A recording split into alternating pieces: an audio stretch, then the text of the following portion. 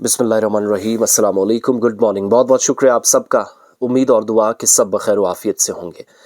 मुख्तलिफ सरकारी अस्पताल जिनको रेफ़र हॉस्पिटल का एक टैग लगा हुआ है, किसी भी अजला के अंदर आप चिनाब वैली में चले जाएं, आप कश्मीर प्रोविंस में नॉर्थ साउथ और सेंट्रल कश्मीर के बेल्ट्स में चले जाएं, या फिर इसके अलावा जम्मू में खित्ता पीर पंचाल या प्रॉपर इंटीरियर बेल्ट जम्मू में चले जाएं, maximum PHCs primary health centres जिनको आप कहते हैं, यहाँ तक कि सब डिस्ट्रिक्ट हॉस्पिटल्स भी, जहाँ से एक मामूली चोट पर भी किसी पेशेंट को दूसरी जगह रेफ़र कर दिया जाता, तो वो टैग जो है वो हटा नहीं है।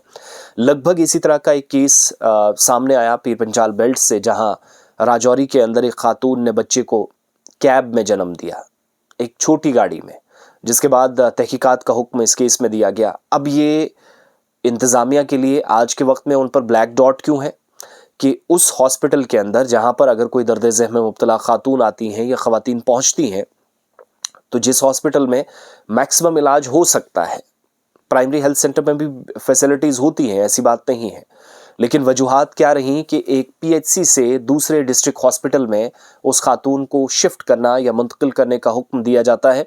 इसी दौरान वो बच्चे को जन्म देती है।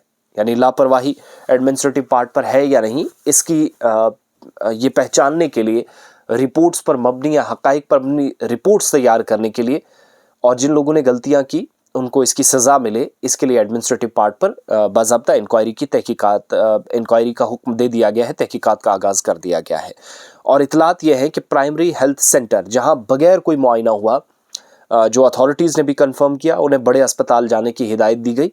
ये उस हॉस्पिटल से होता है जहाँ पर यह इलाज मुमकिन था, जो मकामी लोग भी बताते हैं।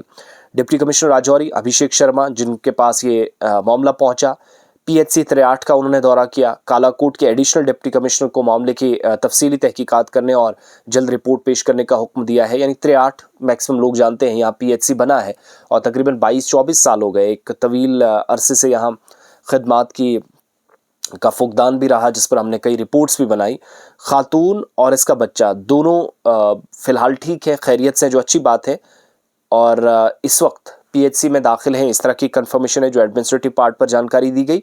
और ये जो खातून जब अस्पताल ले जाई जा रही थी, इसके रिश्तेदार बता रहे हैं कि इतवार का दिन था, PHC 63 पहुंचे, लेकिन ड्यूटी पर जो वहां डॉक्टर मौजूद थे, उन्होंने मरीज़ा का मुआयना किए बगैर गायनोकोलॉजिस्ट की अदम दस्तयाबी के बायस इसे सब जिला अस्पताल मुंतकिल कर दिया। एक बात।